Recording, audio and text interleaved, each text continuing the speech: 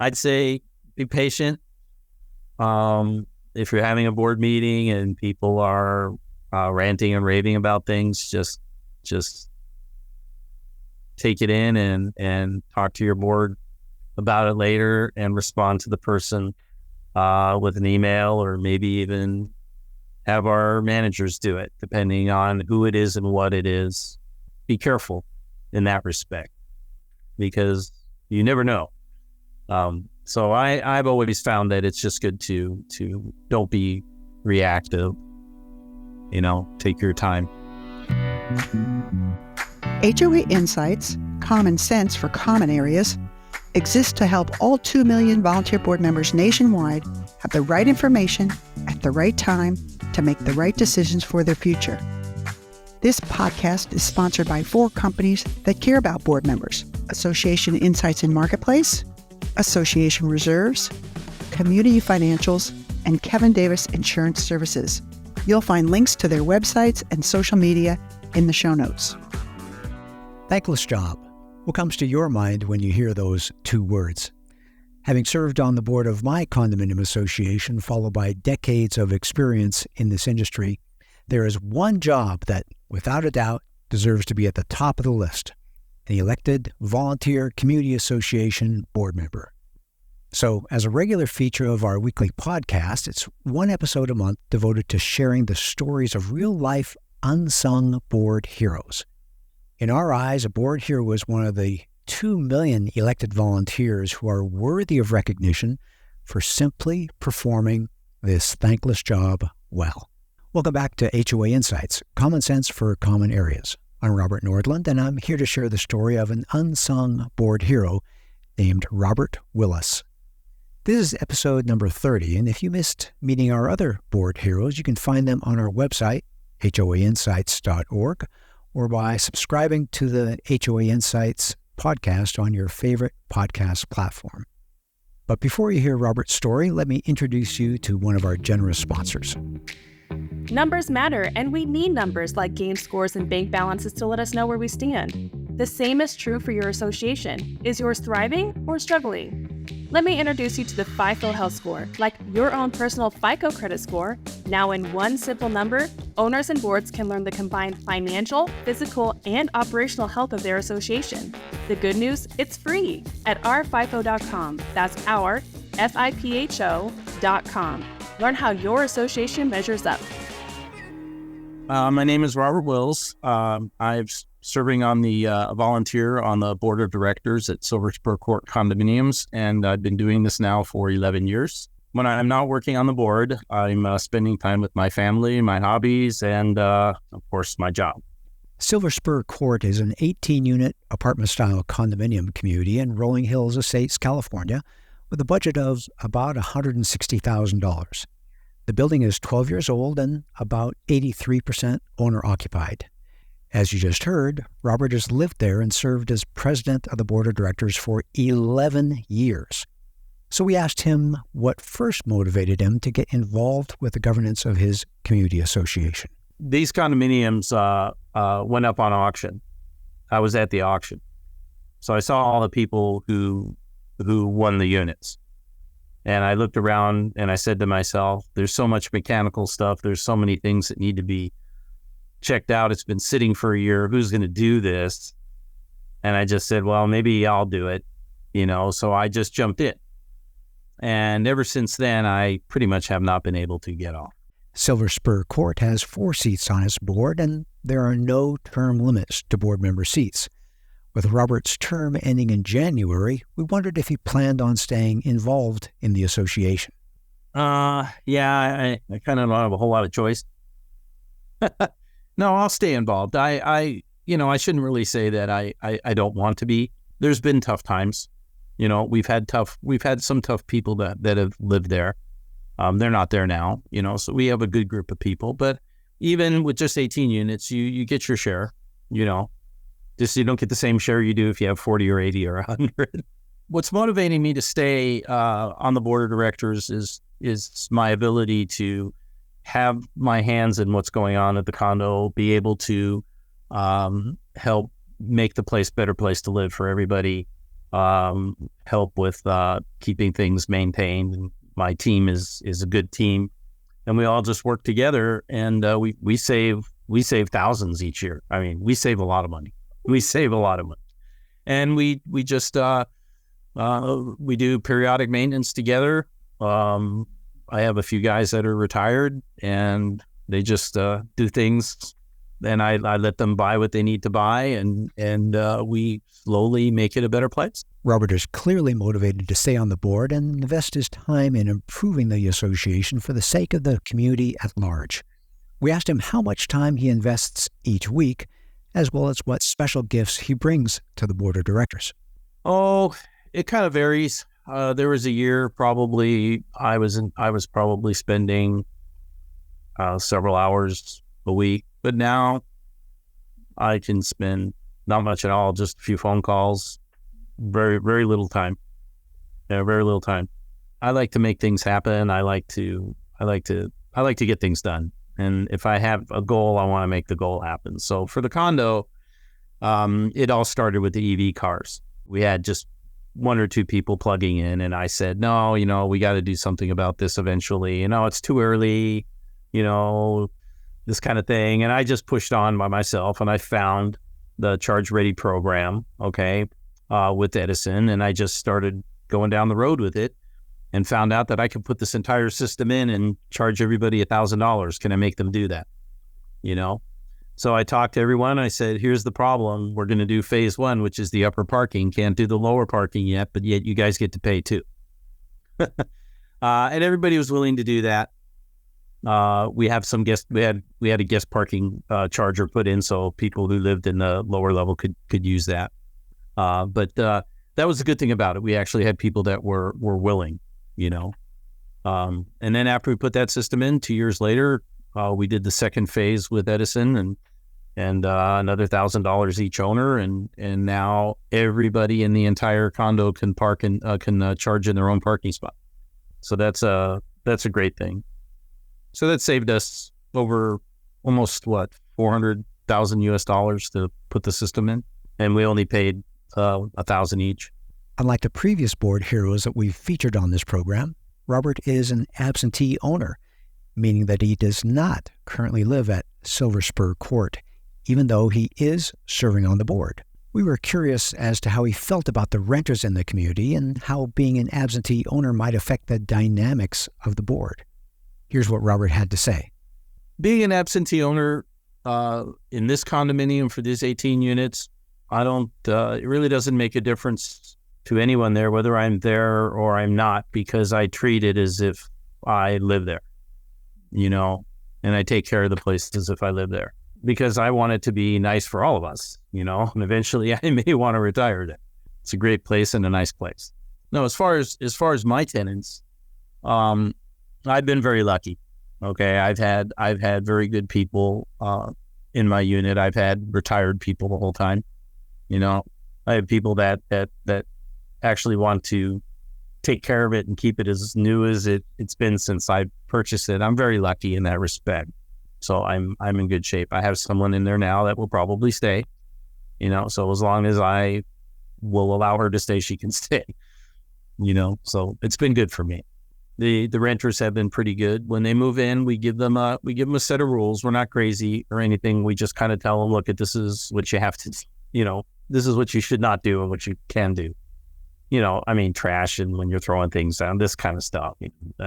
Just the basics of living around other people. We don't push everybody where you micromanage everyone. We don't do that. If you want to put a little plant outside in front of your door, you can put a plant outside in front of your door. There's certain things that we don't want to go crazy with. This is a place for everybody to live. So you all want to be comfortable. You all want to feel good. You all want to enjoy your place. So we don't want to constrain it that much. But we also, don't want strollers and things sitting out in front of doors and stuff like this. Robert's positive attitude and outlook on the community governance are vital for a board president. We wondered if the rest of the board shared this same outlook. Here's Robert speaking on the overall culture of Silver Spur Court's board of directors. The culture of our board now that we have today is probably the best we've ever had. You know, having a few, several retired, actually all retired guys, and all were engineers, and all like to do things. So, you know, it's like a kid in a sandbox. They get to go do things around the condo, and they do. We even calibrate our exhaust fans for the parking garage carbon monoxide detection. You know, I just bought the guys the canisters of carbon monoxide to do the test with. They just calibrated them and put cal stickers and did all that. So we saved several thousand. We don't let things break. You know, we do periodic maintenance on things. Something squeaking or about to break, or you know it's going to break, okay, or it's hanging by something, you know, we'll fix it. We'll stay on top of things before they cost us a lot of money in the end, because that's usually how it ends up being. Ends up being an emergency or something like that. You know, the most expensive thing that we have to maintain are elevators. I'd say if there's anything in a condo complex that's going to cost you the most money, it's going to be keeping those up to code and keeping them maintained. You know, they don't break, but the maintenance is expensive.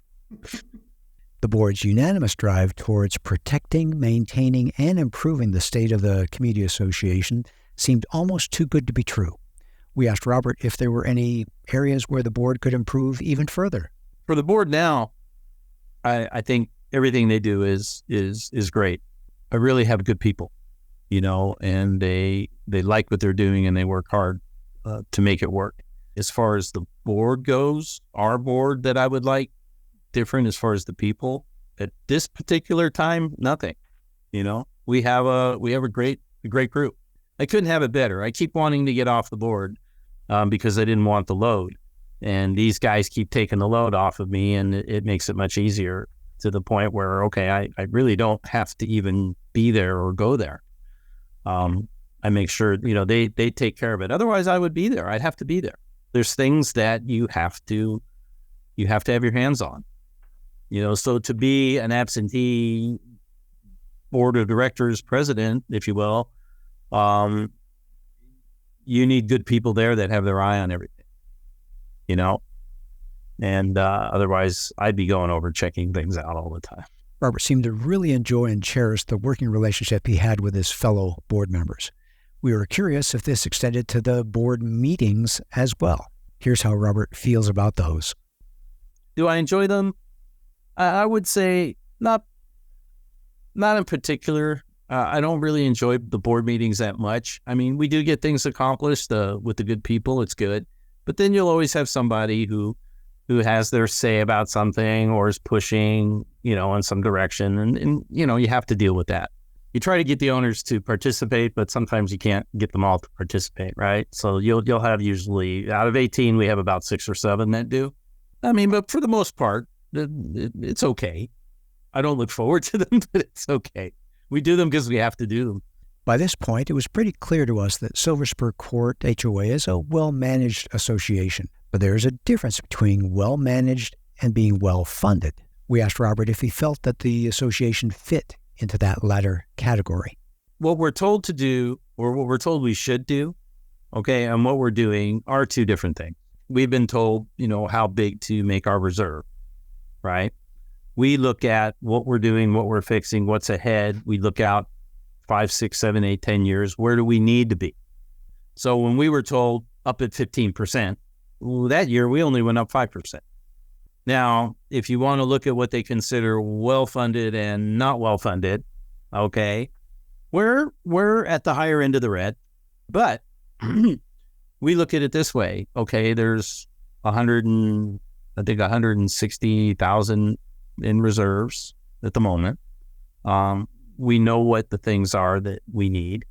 You know, we know the size of our place. We know pretty much everything about it. So we said, okay, do we put this big wad of money in there and just let it keep growing, or do we let it grow, okay, at a decent pace, and we let everybody keep their money, and then if the time comes where we need something that pushes us a little further, then we just do a special assessment, and we all pitch in on it. It's certainly unusual for an association to purposefully stay underfunded and take care of special assessments as they come. We asked Robert if they ever tried to pass special assessments in the past. Yeah, small ones. I mean, 1,000 here and there we've had to do. And that worked. That was okay. Because this is, I don't know, because it's 18 units, but because the people do care about where they live, and they do care about how well we take care of the place. When there is a special assessment, like the fence on Crenshaw Boulevard, we had to put in a section of fence. When the city was doing their fencing, I jumped on the city and said, hey, although that you have to do that, they said. I said, okay, then can we jump in on your contractor? And that made it like 25% of what it would cost if we had Vinyl Concepts or somebody do it. So we do a lot of things that way. And we're able to improve a lot of the things that they put on the list that you have to replace, door entry systems and things like this, right? I'll buy a great system with video and all that. We put it in ourselves. But we're lucky in that respect, that we have people that can do these things. Robert has spoken at length about the board at Silver Spur Court HOA, but we hadn't heard much about the property managers that they work with. We asked Robert about how he felt about their working relationship. The way I would characterize the way we look at our property managers, it's a very good group. I like them.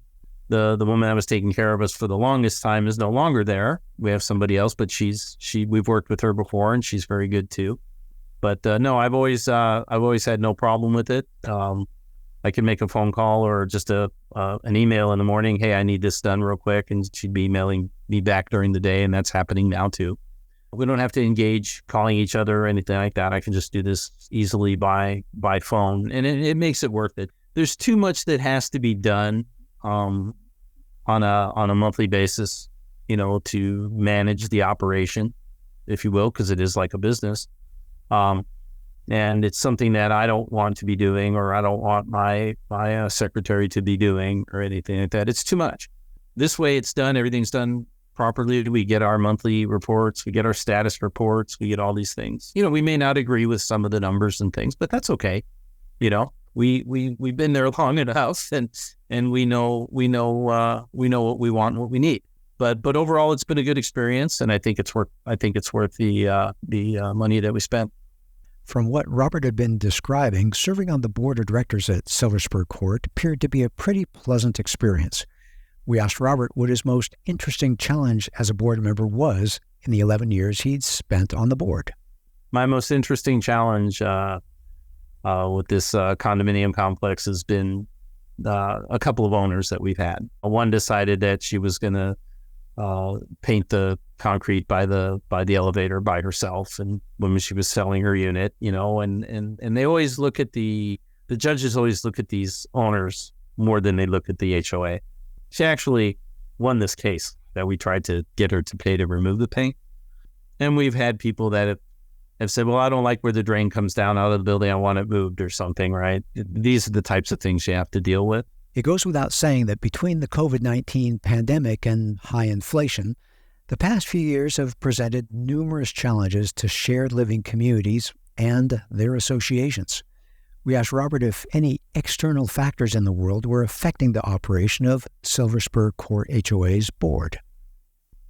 I think as far as things that are changing around us that would affect the way we operate the board, maybe just the costs of things, the cost of electricity, the cost of everything. In our case, we don't have to worry about EVs. We're already set.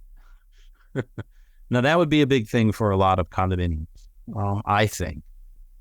Maybe we're Californians, it's different, because there's a push for electric, and I just saw it coming for us, so I decided to do it early.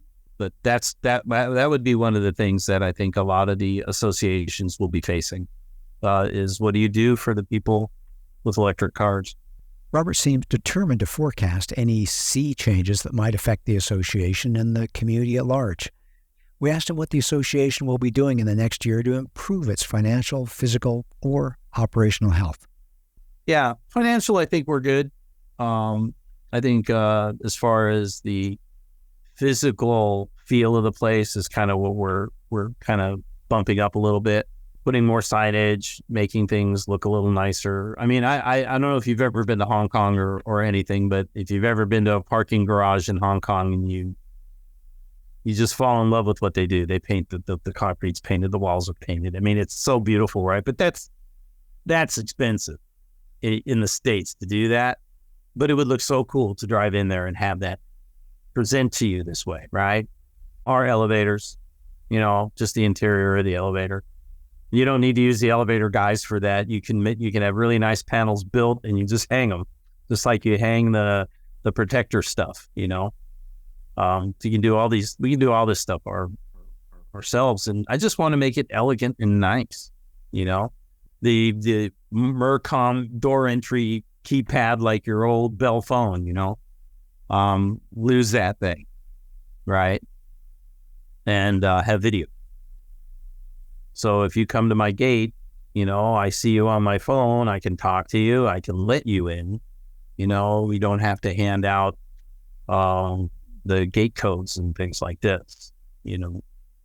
Security wise, I'd like to tighten it up a little bit for the parking garages because it's mostly courtesy, don't come in. It's like the courtesy lock on your bathroom door, right? It's like that. I kind of want to make that a little bit tougher to get in. We added cameras. I put in cameras throughout the place. A good friend of mine and I put that system together, but it's a good example. I had a guy on our board go get quotes, and we looked at what he got quotes for, and I got my friend to quote the system out, and it was like not even 75% of what these guys were. We had 4 more cameras and a much better system. We've added a few cameras since, and it actually paid off once already. We had somebody try to break into one of the, they actually got into one of the storage owner's storage locker. It's actually a room. You open the door and you got a space. Everybody has one. Our cameras were good enough to capture their faces, capture their license plate. And then the sheriff's department caught them in Lomita just from cameras that are out on the roads, and they found where they were, and they were in some hotel, and they nailed these people. 2 days later, we got everything back. Finally, we wanted to close this episode out as we usually do by asking Robert if he had any advice that he'd like to share with other board members tuning into the program. I'd say be patient. If you're having a board meeting and people are ranting and raving about things, just take it in and talk to your board about it later and respond to the person with an email, or maybe even have our managers do it, depending on who it is and what it is. Be careful in that respect, because you never know. So I've always found that it's just good to don't be reactive. Take your time. Thank you for listening, and thank you to Robert for performing a thankless job well. We hope you gain some HOA insights from his story and that it helps you bring common sense to your common area. Thank you for joining us, and we look forward to another great episode next week. You've been listening to HOA Insights, common sense for common areas. You can listen to the show on our podcast website, hoainsights.org, or subscribe on any of the most popular podcast platforms. You can also watch the show on our YouTube channel. Check the show notes for helpful links. If you like the show and want to support the work we do, you can do so in a number of ways. The most important thing you can do is to engage in the conversation. Email your questions or voice memos to podcast@reservestudy.com, or leave us a voicemail at 805-203-3130. If you gain any insights from the show, please do us a huge favor by sharing the show with other board members you know. You can also support us by supporting the brands that sponsor this program. Please remember that the views and opinions expressed by the podcast do not constitute legal advice. You'll want to consult your own legal counsel before making any important decisions. Finally, this podcast was expertly mixed and mastered by Stokelight Video and Marketing. With Stokelight on your team, you'll reach more customers with marketing expertise that inspires action. See the show notes to connect with Stokelight.